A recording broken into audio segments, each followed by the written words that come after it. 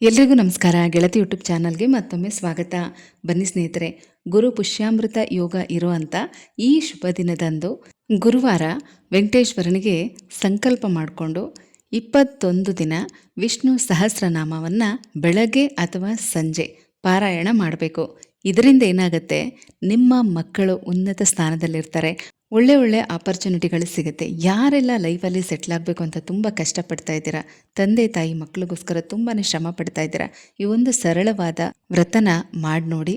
ಖಂಡಿತವಾಗ್ಲೂ ನಿಮ್ಮ ಮಕ್ಕಳಿಗೆ ಒಳ್ಳೊಳ್ಳೆ ಅವಕಾಶಗಳು ಸಿಗುತ್ತೆ, ಅವರು ಲೈಫಲ್ಲಿ ಸೆಟ್ಲ್ ಆಗ್ತಾರೆ. ತುಂಬಾ ಸುಲಭ ಅಲ್ವಾ ವಿಷ್ಣು ಸಹಸ್ರನಾಮವನ್ನು ಪಾರಾಯಣ ಮಾಡುವಂಥದ್ದು. ಯಾರಿಗೆಲ್ಲ ಸಹಸ್ರನಾಮ ಪಾರಾಯಣ ಮಾಡೋದಕ್ಕೆ ಬರಲ್ವೋ ಅವರು ಓಂ ಪುರುಷೋತ್ತಮಾಯ ಅನ್ನೋಂಥ ಈ ವಿಷ್ಣುವಿನ ಈ ಒಂದು ಚಿಕ್ಕ ನಾಮವನ್ನು 108 ಸಲ ಹೇಳಬೇಕು. ಇದನ್ನು ಕೂಡ ಅಷ್ಟೇ ನೀವು ಸಂಕಲ್ಪ ಮಾಡಿಕೊಂಡು 21 ದಿನ ಕಂಟಿನ್ಯೂಸ್ ಆಗಿ ಹೇಳಬೇಕು. ಈ ಅಧಿಕ ಮಾಸ ಪುರುಷೋತ್ತಮ ಮಾಸ ಅಂತ ಕರೀತಾರೆ. ಇದು ಸಂಪೂರ್ಣವಾಗಿ ವಿಷ್ಣುವಿಗೆ ಮೀಸಲಾಗಿರೋದು.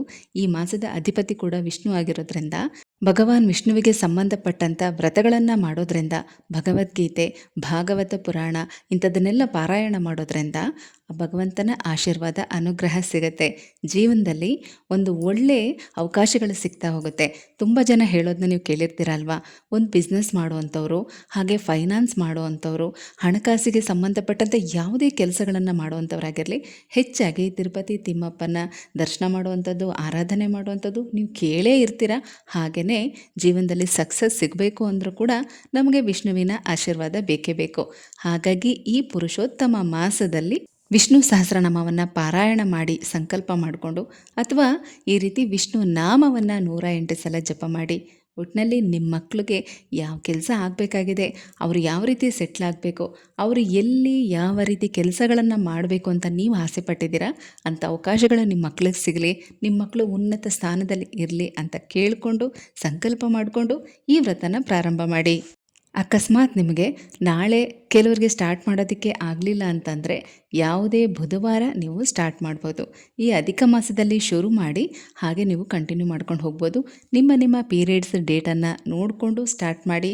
ಯಾವಾಗಲೂ ನಾನು ಹೇಳೋದು ಒಂದೇ, ನೀವು ಪೀರಿಯಡ್ಸ್ ಆದಮೇಲೆ ಸ್ಟಾರ್ಟ್ ಮಾಡಿದರೆ ನಿಮಗೆ ಕಂಟಿನ್ಯೂಸ್ ಆಗಿ 21 ಡೇಸ್ ಸಿಗುತ್ತೆ.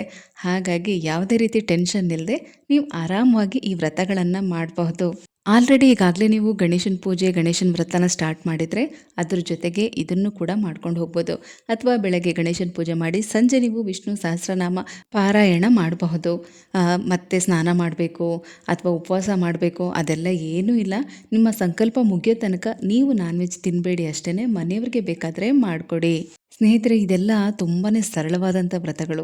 ತುಂಬ ಆಡಂಬರ ಆಗಿರಲಿ, ಕಠಿಣವಾಗಿ ಪಾಲಿಸಬೇಕಾದ ನಿಯಮಗಳಾಗಿರಲಿ ಅಂಥದ್ದೆಲ್ಲ ಏನೂ ಇರೋದಿಲ್ಲ. ನಿಮ್ಮ ಮನೇಲಿ ವಿಷ್ಣುವಿನ ವಿಗ್ರಹ, ಫೋಟೋ ಏನೂ ಇಲ್ಲ ಅಂದರೂ ಪರವಾಗಿಲ್ಲ. ಮನಸ್ಸಲ್ಲೇ ಆ ಭಗವಂತನ ಸ್ಮರಣೆ ಮಾಡ್ತಾ ಒಂದೇ ಒಂದು ತುಳಸಿಯನ್ನು, ಸ್ವಲ್ಪ ಅಕ್ಷತೆಯನ್ನು ಕೈಯಲ್ಲಿಟ್ಕೊಂಡು ವಿಷ್ಣುವನ್ನು ಸ್ಮರಣೆ ಮಾಡ್ತಾ ಶಾಂತಾಕಾರಂ ಭುಜಗಶಯನಂ ಪದ್ಮನಾಭಂ ಸುರೇಶಂ ವಿಶ್ವಾಧಾರಂ ಗಗನ ಸದೃಶಂ ಮೇಘವರ್ಣಂ ಶುಭಾಂಗಂ ಲಕ್ಷ್ಮೀಕಾಂತಂ ಕಮಲನಯನಂ ಯೋಗಿ ಹೃಧ್ಯಾನ ಗಮ್ಯಂ ವಂದೇ ವಿಷ್ಣುಂ ಭವಭಯಹರಂ ಸರ್ವಲೋಕೈಕನಾಥಂ ಅಂತ ಹೇಳಿಕೊಂಡು ಓಂ ನಮೋ ಭಗವತೆ ವಾಸುದೇವಾಯ, ಓಂ ನಮೋ ಪುರುಷೋತ್ತಮಾಯ ಅಂತ ಹೇಳ್ತಾ ನಿಮ್ಮ ಕೋರಿಕೆ ಏನಿದೆ, ನಿಮ್ಮ ಮಕ್ಕಳ ಬಗ್ಗೆ ನಿಮ್ಮ ಬೇಡಿಕೆ ಏನಿದೆ ಅದನ್ನು ಮಾತ್ರ ಹೇಳಿಕೊಂಡು, ನಿಮ್ಮ ಮಕ್ಕಳು ಯಾವ ಕಂಪ್ನಿಯಲ್ಲಿ ಕೆಲಸ ಮಾಡಬೇಕು, ಅವ್ರಿಗೆಂಥ ಕೆಲಸ ಸಿಗಬೇಕು ಅದನ್ನು ನೀವು ದೇವ್ರ ಹತ್ರ ಹೇಳಿಕೊಂಡು ಅಕ್ಷತೆ ಮತ್ತು ತುಳಸಿಯನ್ನು ಕಳಿಸೋದು ಮುಂದೆನೋ, ಅಥವಾ ವೆಂಕಟೇಶ್ವರನ ಫೋಟೋ ಇದ್ದರೆ, ವಿಗ್ರಹ ಇದ್ದರೆ, ಅಥವಾ ಕೃಷ್ಣನ ಫೋಟೋ ಇದ್ದರೆ, ವಿಗ್ರಹ ಇದ್ದರೆ ಅದ್ರ ಮುಂದೆ ಹಾಕಿ 2 ತುಪ್ಪದ ದೀಪಗಳನ್ನು ಹಚ್ಚಿ ಪ್ರತಿದಿನ ಏನಾದರೂ ಒಂದು ನೈವೇದ್ಯ, ಕಲ್ಲು ಸಕ್ಕರೆ, ಬಾಳೆಹಣ್ಣು, ಈ ಥರ ಏನಾದರೂ ಒಂದು ನೈವೇದ್ಯನ ಇಟ್ಟು ನೀವು ಸಹಸ್ರನಾಮ ಪಾರಾಯಣ ಮಾಡೋದಕ್ಕೆ ಶುರು ಮಾಡಿ.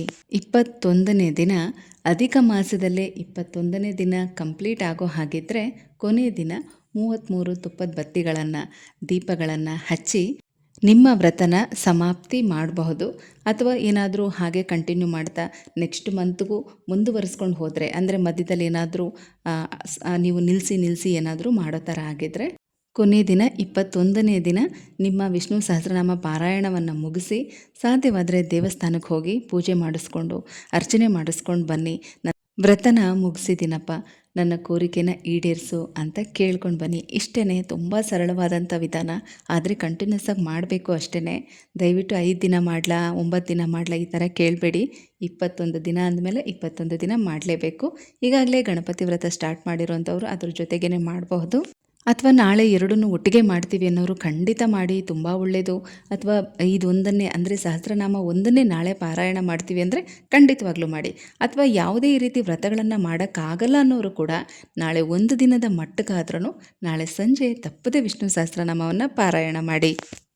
ಸಹಸ್ರನಾಮ ಓದೋದಕ್ಕೆ ಬರಲ್ಲ ಅನ್ನೋರು ಈಗ ನಾನು ಆಗಲೇ ಹೇಳ್ದಾಗೆ ಓಂ ಪುರುಷೋತ್ತಮಾಯ ಅಂತ 108 ಸಲ ಹೇಳಿ, ಅಥವಾ ವಿಷ್ಣುವಿನ ಅಷ್ಟೋತ್ತರವನ್ನು ಮಾಡ್ಕೊಳ್ಳಿ.